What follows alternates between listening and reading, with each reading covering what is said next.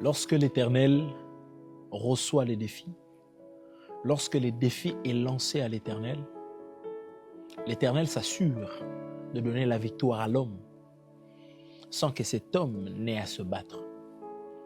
L'histoire qui arrive au roi Ézéchias, roi de Juda, il est menacé par le roi d'Assyrie, Sanchérib.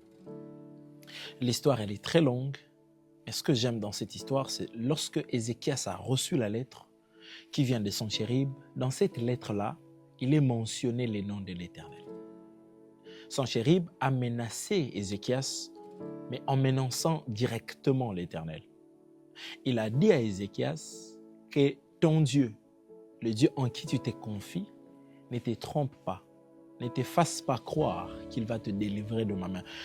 Le roi emmène la lettre et il le déploie devant l'Éternel.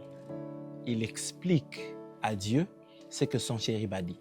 Ce que le roi est en train de faire, il joue le rôle d'un agent de renseignement. Il ne fait que rapporter.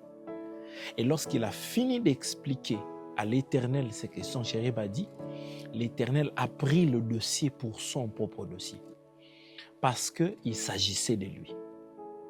Et dans la fin de l'histoire, nous allons voir qu'il envoie un ange et l'ange extermine les soldats de ce roi, les soldats d'Assyrie bien sûr. Et Ézéchias en tant que roi a obtenu la victoire. Qu'est-ce qui s'est passé? C'est que l'Éternel a été menacé, défié et il s'est assuré de donner la victoire à Ézéchias sans qu'Ézéchias n'ait à se battre. Alors, le 11 juillet 2026, je vous invite dans Let's Pray. C'est ce que nous allons faire exactement. Nous allons déployer nos défis à l'Éternel. Je ne sais pas la qualité, la quantité, la taille de ton défi, mais je veux te rassurer une chose, que lorsque nous déployons notre défi à l'Éternel, il s'assure de nous en donner la victoire après.